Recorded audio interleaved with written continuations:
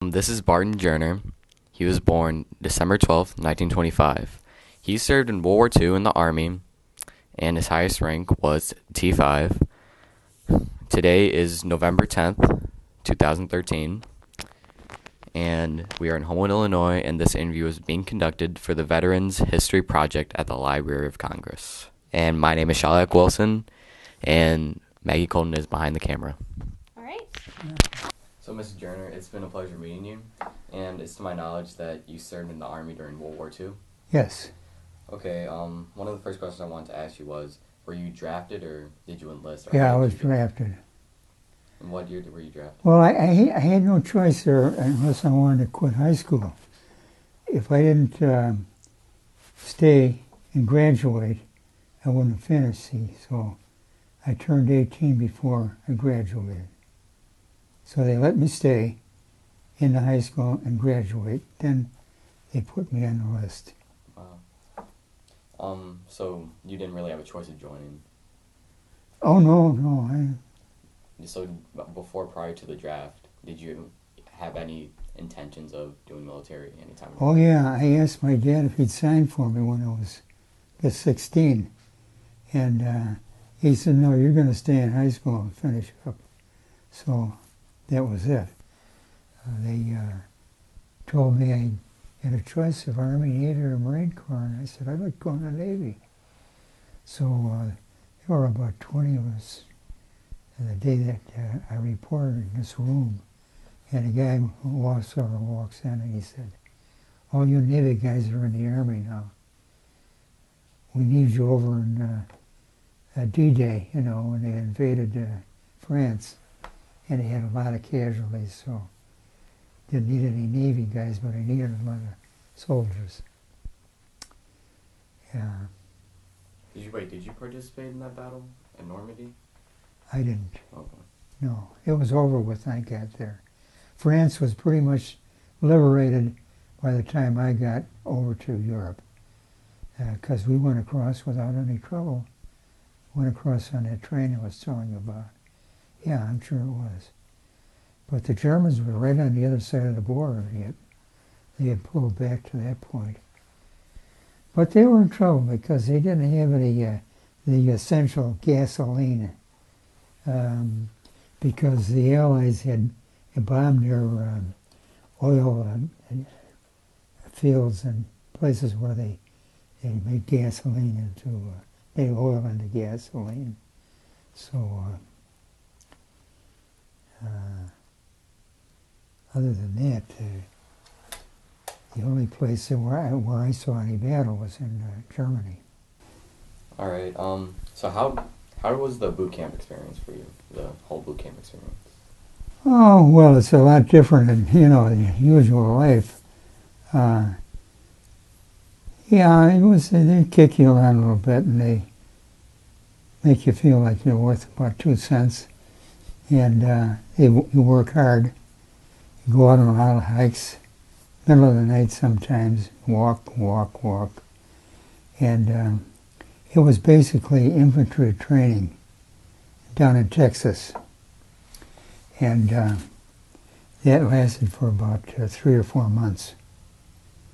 And when I finished, they sent me home for a week's leave and then sent me to the East Coast. The camp in Maryland. We waited for transportation to Europe. So I was there about 2 weeks, I think. And then when the time came, they shipped me up to New York with all the other guys. And this was Christmas Eve. And Christmas Eve we got on the ship. It was a Navy troop transport. And took off. And I think it took us over a week because we were dodging the submarines all the time. Went all the way down off the coast of Africa and then came back again. Floated around like that. And eventually wound up in Le Havre, France. And it had just been taken over by the Allies. Germans had their subs in there and did a lot of shipping out of there. So I think we were the first ship in there. No, ordinarily they would send the guys over to England, and then once they disembarked in England, they put them on another ship, and then bring them over to France to another port. So we got off on the harbor. It was in the middle of the night, very, very dark. And they lined us up on the street outside the port, and we were going up to the railroad station. And on the way up there, someone in the dark started throwing stones at us. I don't know who that was, or can't imagine, unless they were mad at us because we did so much bombing on the harbor. You know, I suppose that was it. Anyway, we got up there to the station, and they had these 40 and 8 boxcars waiting. And that's 40 men and 8 horses. That's from World War I. Of course, we didn't have any horses, but they put at least 40 or 50 guys in the boxcar and shipped us up across France with a stop here and there until we got to Belgium. And at that time, the war in Belgium, what do they call that again? It was just finishing up. And we all went up there as replacements for these various divisions that were in the battle there. And this was a big thing, you know. I can't remember the name of it. Did you ever, where you were put into combat? Oh, yeah. Was your first? We got up there, and then the different divisions that needed people came and picked us up, you know. I don't know how they chose us, but anyway. And they took us down to a little town further south in France, right across the border from Germany, because this was the 10th Armored. And they wanted to take us down there because they were going to stay there for a week or so on a rest period after they came out of the battle zone. So we did that. We stayed there. Maybe it was longer than that. And after that time, then with a little bit of training from them, we were ready to go into battle. So we started, incidentally, there was in the infantry division, 10th Armored Infantry. Basically, it's tanks, and they haul the infantry around in half-tracks, which were big metal, not big, but metal type of wagons, whatever. And they took off with us in the half-tracks, and we went to a little farm on the Moselle River. Moselle River runs through Germany and I think into France. And the Moselle ran through a farm there. This was an area where they raised a lot of grapes for making wine. And it was steep going up from the river on both sides. And we were the side where they seemed to have cattle instead of grapevines. So we went into a stone barn, assembled in there. There were a lot of people in there. As a matter of fact, they had a group of engineers who were trying to put a bridge across the river. And every time they get halfway across, the Germans would bomb it and blow it up. So we had a lot of wounded engineers up in this barn that hadn't been picked up yet. So this was in the afternoon, and that night, when it got dark, they picked us in groups of about 8 and had us walk down the slope. It was about a half a mile from the river, and the grass was about a foot high. And we walked down there, and it was pitch black until the Germans sent up a flare, and it lit up the whole area. So then we lay down on the ground and wait for the flare to disappear. In the meantime, they were dropping mortars on us, trying to knock us out. So after the flares went out, we kept on walking down to the river, and we got down there. They had a pontoon boat with an outboard motor on it, and we got onto that thing, and it took us across the river. And then across the river, the Germans had dug a trench all the way along. I don't know, it must have been about a mile long. And they had vacated the trench, so we got into the trench and waited till the rest of the people came over. And when they did come over, we went up the hillside on the other side, up through the grape vines. And we had to dig in, dig a foxhole, each one of us. Or 2 of us. He ganged up on this one. Dig a foxhole, and we laid in there until everybody was ready. And the Germans were waiting for us, and they dumped a lot of mortar shells down in there, a lot of machine gun fire. So we couldn't go up the hill. So we had to go back down again, got in the trench.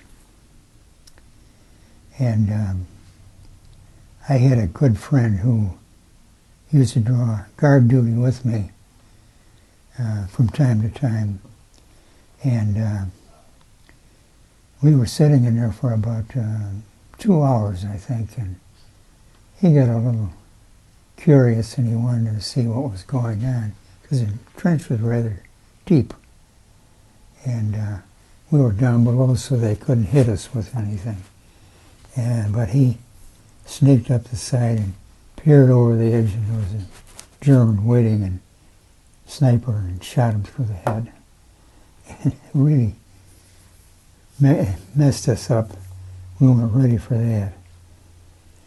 And after a while, when dawn came, we didn't try to go back up the hill. We went along the river bank, a few at a time, further down. And the Germans had pulled back up to the top of the hill there. And we had to wait for our artillery to blast them and make room for us to go up. And up on top of the hill, a little further back, was a town named Trier. And by then the Germans were leaving, or retreating. And at this point in the war, they had run out of gas. They were using a lot of horses. And the horses were dragging wagons for ammunition and supplies and so forth. And the Germans had taken off, but a few of the horses got killed by our fire. And people in the town were running down to the street there and cutting off pieces of horse meat to live on. Wow. Took them back, and we went through the town after a while, and that was it for that campaign. And I made some notes. I'd forgotten what. I had a book one time. I can't find it. But after that,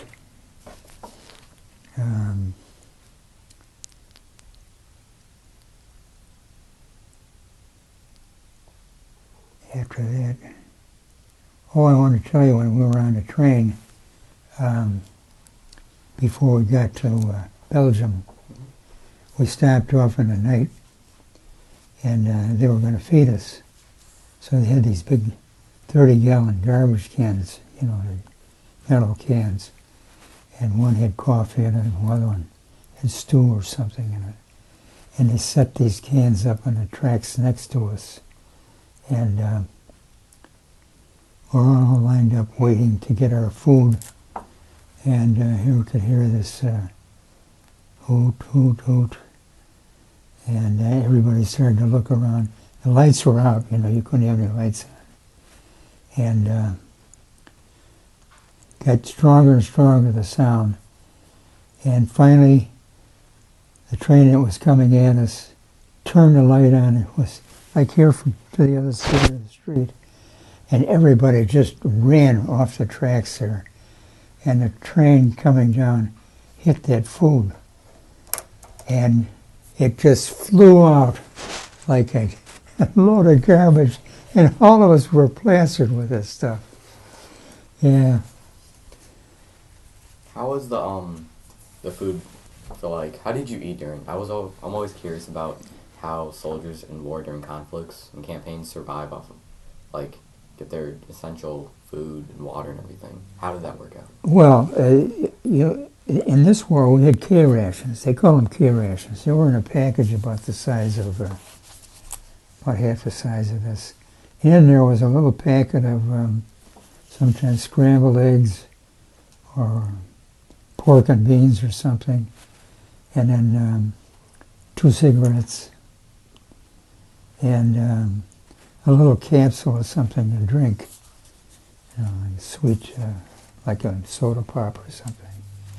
And you carried those in your pockets, and sometimes you had to live on that stuff for 3 or 4 days.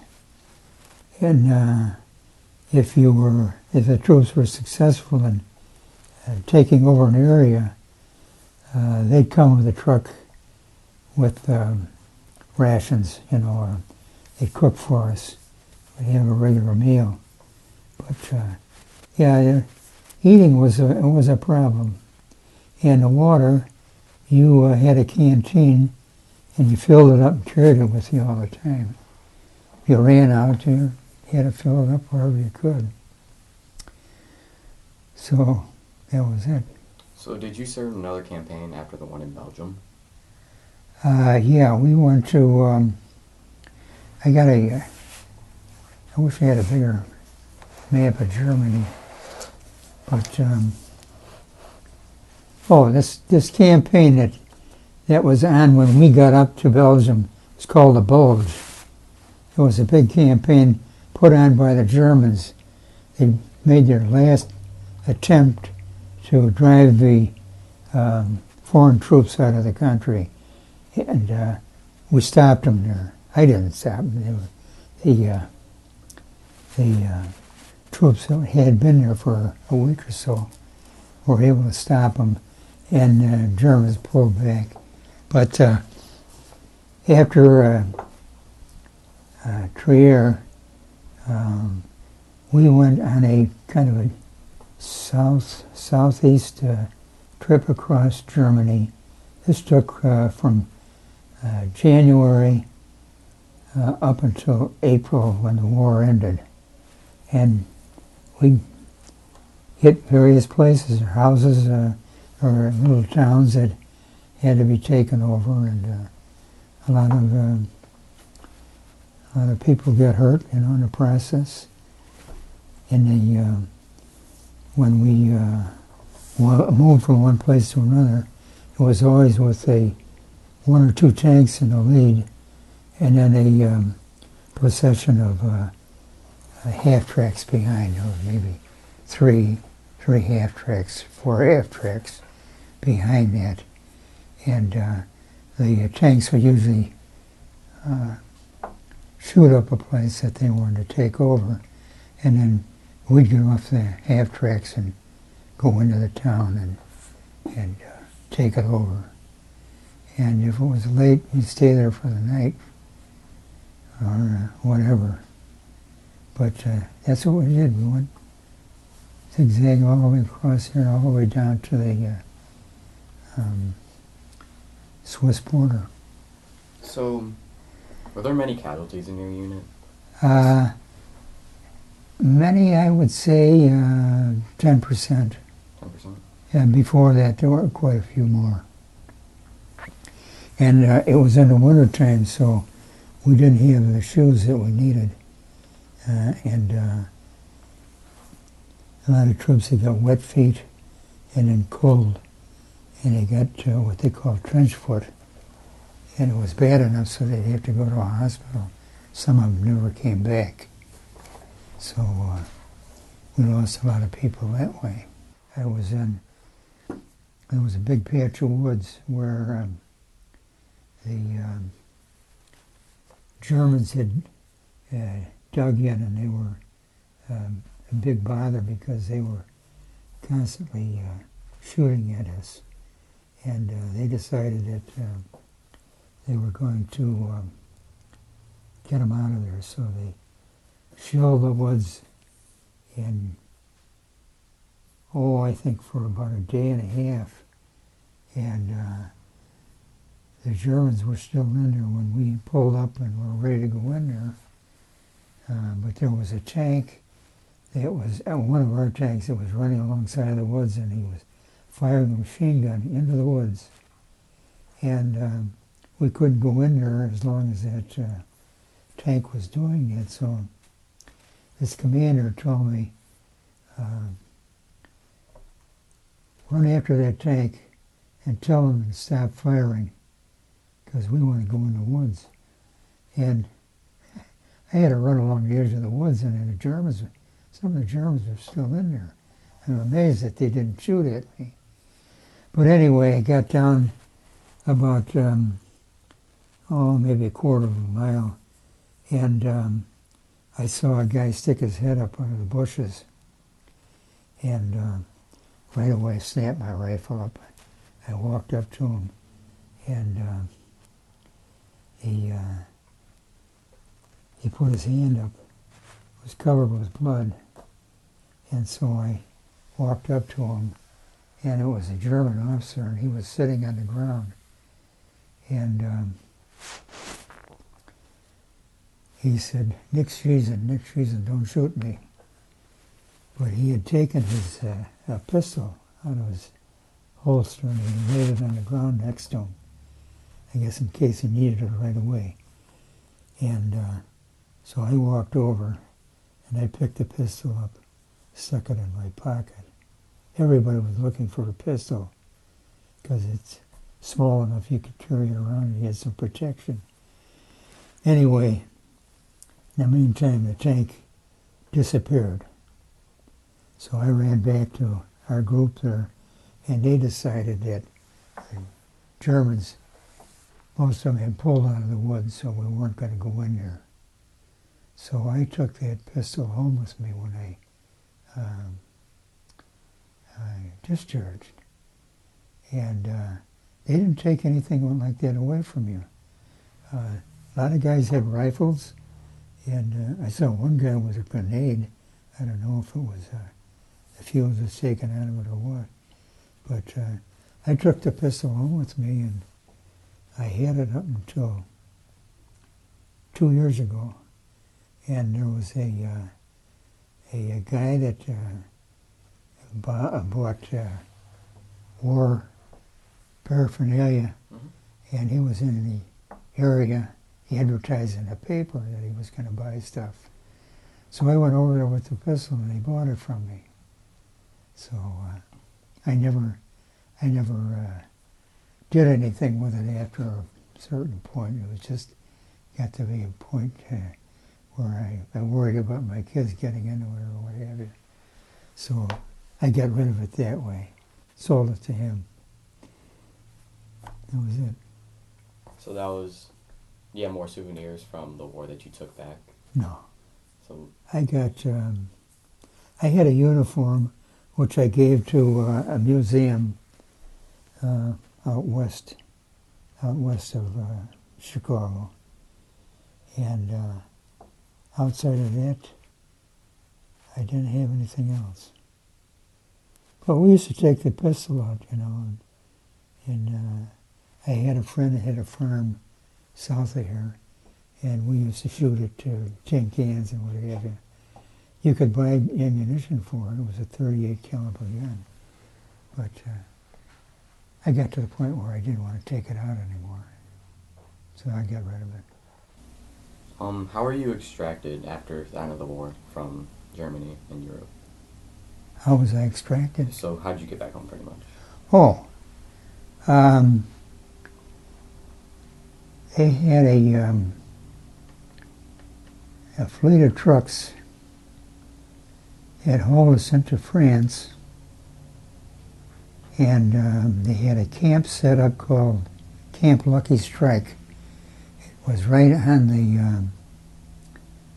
the ocean across from Britain, and we stayed there until a ship came that was capable of taking a lot of people off. So we were there for about 2-3 weeks, I guess. Everybody wanted to come back, and plus the fact that we were still in war with Japan, and a lot of us were destined to going over and fighting in Japan. So that's what happened. So did you find Japan, and if you didn't, why not? Pardon? Did you end up having to go to Japan? No, because the war ended shortly after we got back to the States. You know, they dropped that atomic bomb, and the Japanese surrendered, so we didn't have to go over there. But the 10th Armored was broken up at that time, and all of us that were with the 10th were put into what they call the 95th Infantry, and it was located in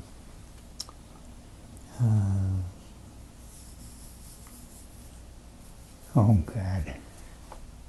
Anyway, it was in the States, and we just stayed there until they decided what to do with all the troops that they had assembled and weren't going to need anymore. So we didn't do much except wait, and then they sent us on leave. And when I came back, I didn't have what they call points, enough points to get discharged.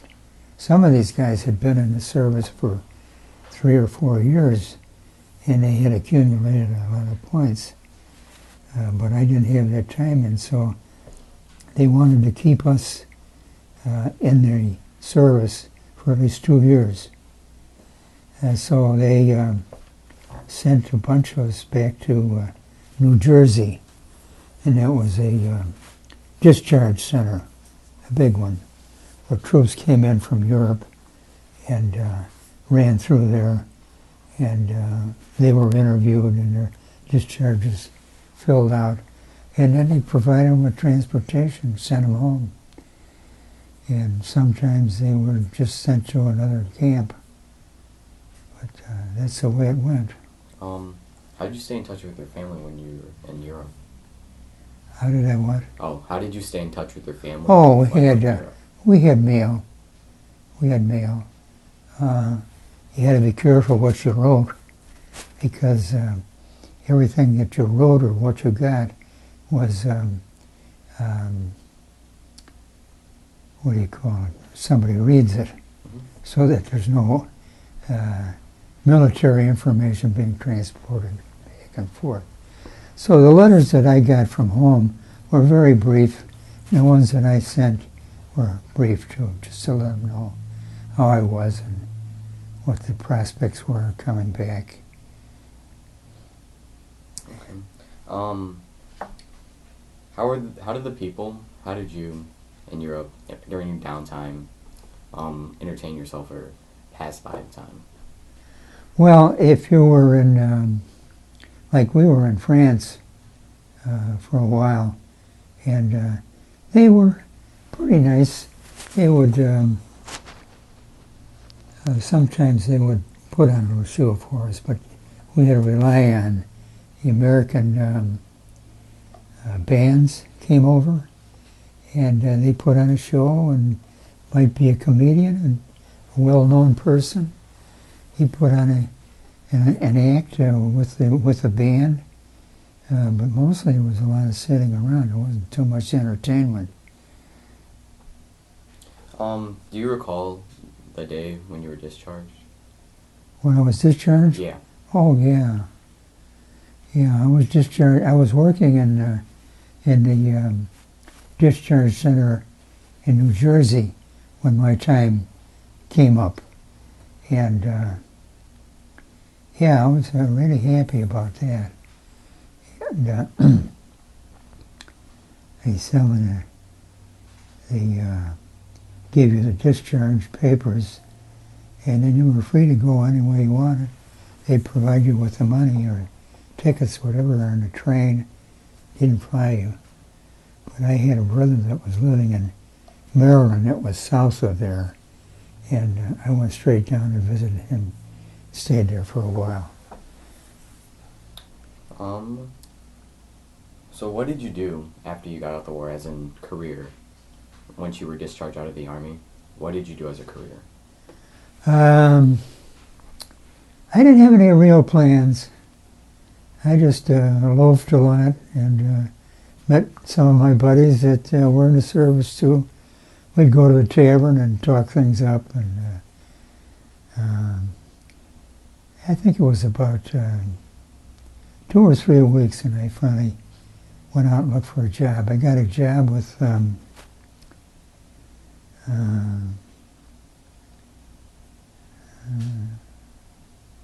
I got worked for a gas station. That's what I did.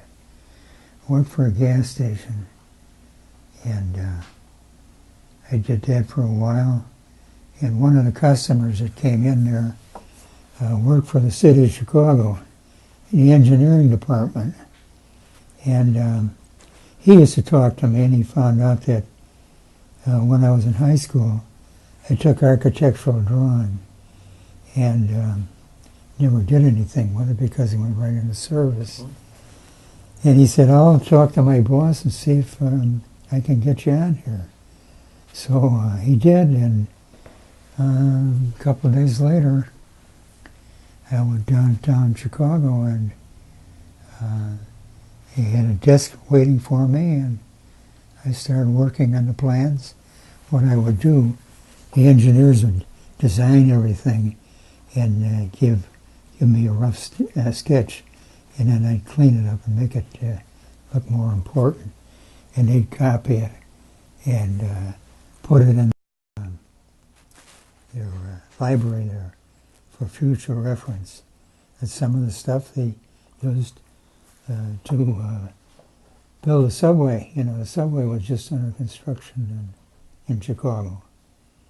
So what the main purpose of this engineering outfit was to keep them supplied with necessary plans for doing this and doing that. So I stayed there for a year and a half, and I got a little tired of it because there was too much uptime where you didn't have anything to do, and you had to stay at your desk and look like you were busy. I got tired of that. So I went to a night school, art school, and after about a week of that, I decided this is for me. So I quit the engineering office, and I went to art school full time, and learned to be an illustrator. Yeah, I know I had talent. In school, I was always, working on posters and stuff like that. So it wasn't just a shot in the dark. But I got a lot of encouragement, and I spent 4 years. 3 years were paid for by the government, and the last year I paid for it.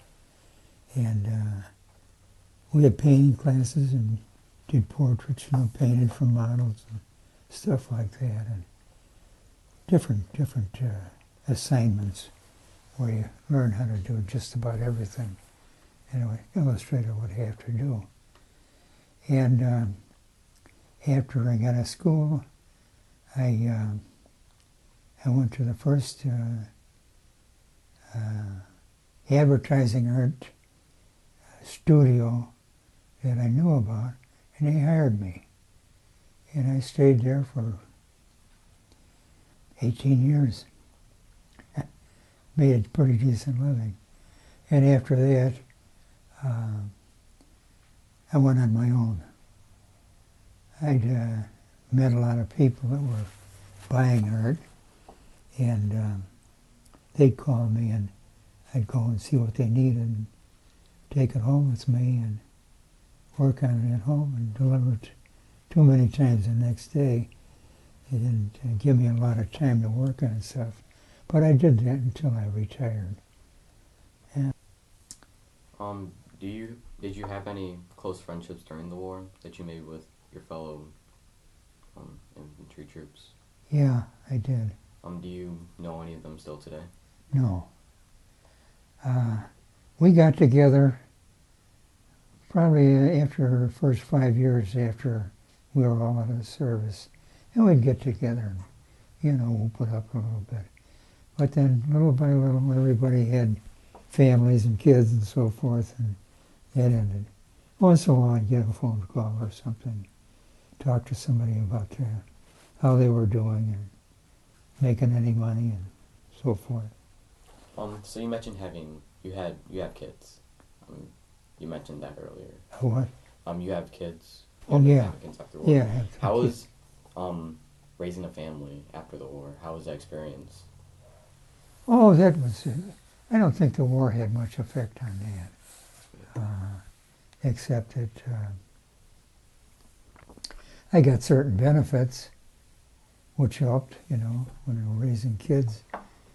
In the beginning, when I wasn't making much money, it helped to have the VA and doctors to look at you, and I told you about the school. But I was never tempted to go back in again. I was glad to get out. I never enjoyed being in the Army, especially during the war.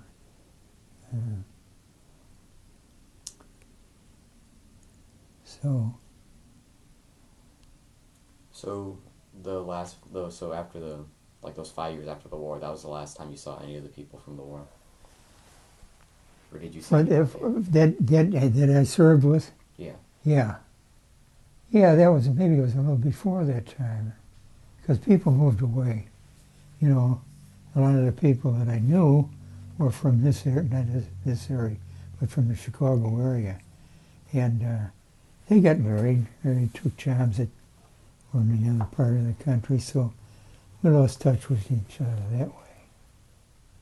But, yeah, I still have a couple of good friends that were in the Army during the war that I see once in a while, but not to any great extent. We don't talk about it anymore. It's enough. I see what you're saying. Do you keep a personal diary or anything? No. Did you keep one during the war? No. So you just No. really wrote letters, and that was about Yeah, it? that's it. Yeah, when I got home, the letters were all piled up there, and I didn't write a lot. You didn't have time, for one thing. There was, they had, what do they call it, a news call or something like that, where if somebody wrote to you, you got a letter that way. But that was very seldom, maybe once every couple of weeks or so. But it was really a treat to have somebody write to you, take your mind off of your problems. Yeah. Well, I think being in a service isn't a bad deal as long as the war isn't on. Mm-hmm. But if you're going to have to go over to another country and fight, I wouldn't recommend it. Yeah, so when you wanted to be in the service when you were 16, was the war actually going on then? Oh, yeah. So you Yeah. wanted to be in the war? Yeah, I did. Well, in the Navy. Yeah. Oh, okay. It's different. The ship might get sunk, you know, you might drown or what have you, but you didn't have somebody by the roadside shooting at you all the time, which was the case, you know, when you were in the infantry. Yeah, you always had to be on your toes, and you were lucky if you didn't get hit. And but in the Navy, you didn't have that. There was always the threat of a submarine sinking your ship, you know. But it seemed to me like a better life if you're in the Army. A lot of times you're living out in the ground somewhere, especially in the wintertime. You know, you're living in the snow. You wouldn't have that in the Navy. So it seemed to me like the Navy would be a nicer deal. One quick question. How was the living conditions? Like, where you slept, or did you stay out most of the nights? Like, did you have to stay up, or how did you... You mean where did you rest? During combat areas? Yeah. Oh, in the first place, you had to stand guard for 2 hours every night. You'd take turns. So 2 of you, as a rule, in our case, or 2 of us that stood guard for 2 hours. Then somebody else would take over. And when we could, if we weren't out in the open, we'd take over a building, a house or something big enough to house everybody in the company. And you could stay warm that way, and sometimes you'd even have some food in the kitchen. Take it and eat it. Yeah, if you were out in the field and you had to dig a foxhole and live in there, it's tough. You're sitting there and you're just cold all the time. It could go on for a couple of days, maybe longer. But the way it went for the Americans, you know, we took over a lot of places and we were able to keep moving.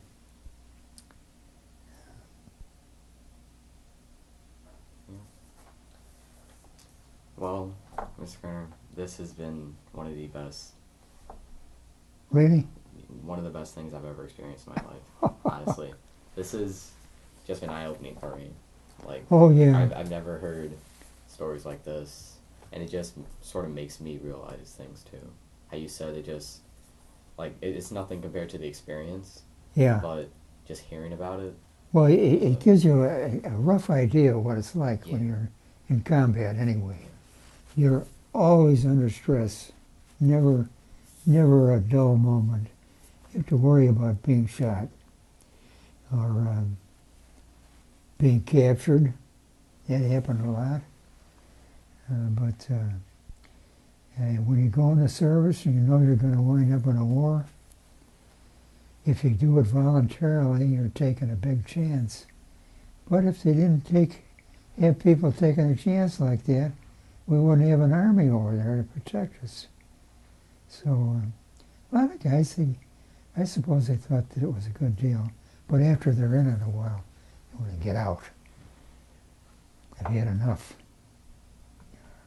Find out that it's not any fun shooting at people or being shot at. So if you got a choice, stay out of it. Good advice. Or if you go into service and you know you're going to be in something nice, maybe you could use the experience later when you're out of the service, that's not a bad deal. Now I got a grandson who joined the Navy, and I didn't say anything to him, but I said, gee, you know, we got a war going on somewhere in the world. You might be in it. But I didn't say anything to him. But he decided he wanted to get in the medical end of it, and he wanted to be an X-ray operator. And he was smart enough to pass all the tests. There were a bunch of them that started out, maybe 20-some, and there were only 8 that finished the course, and they were sent all over the world, different places. And my grandson, he wound up in California. Got married. Been a good deal for him. He's making a nice buck. Can't beat that. So, As long as you know, he doesn't get involved in going to another country with a war. But hopefully it won't happen. so you didn't really influence his decision. It was really his decision of doing it. Yeah. He took a year of college, and he felt as though he couldn't afford it. His dad was paying for his sister.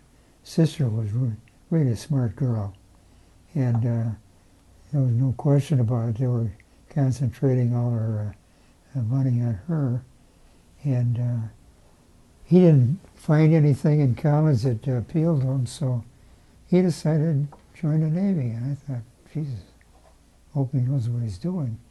He did. Doing all right. That's great. Yeah. Did any other family members of yours end up joining the military? Any what? Any of your family members join the military after? No. Just besides your grandson, that's it. Just him. Yeah. My brother was in the service. He was in the Navy during the whole war. He was in the Navy 5 years. And then I had an older brother who was in the Marine Corps. But he was discharged before the war started.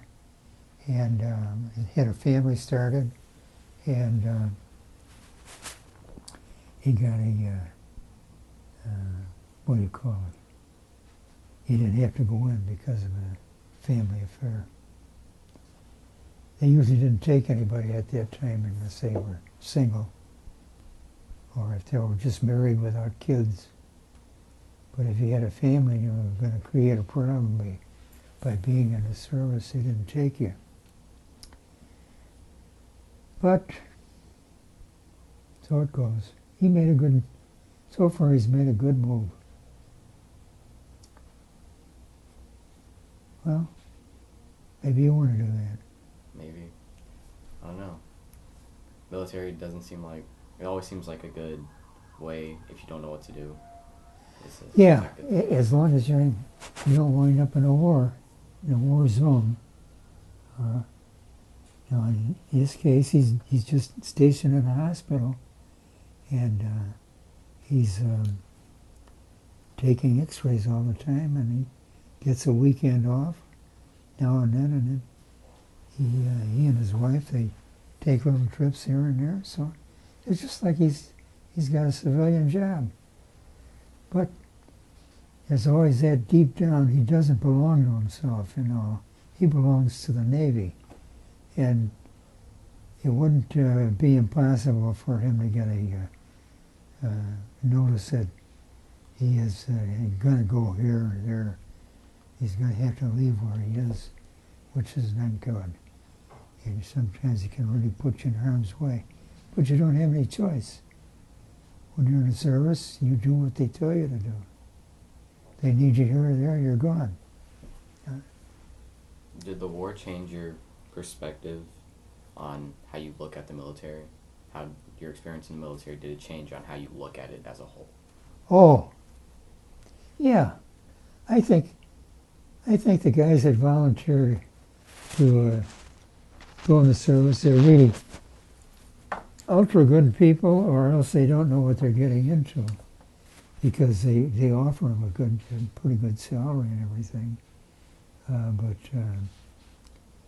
I look at it, if the draft was still on, it'd be tough on a lot of people that didn't want to go.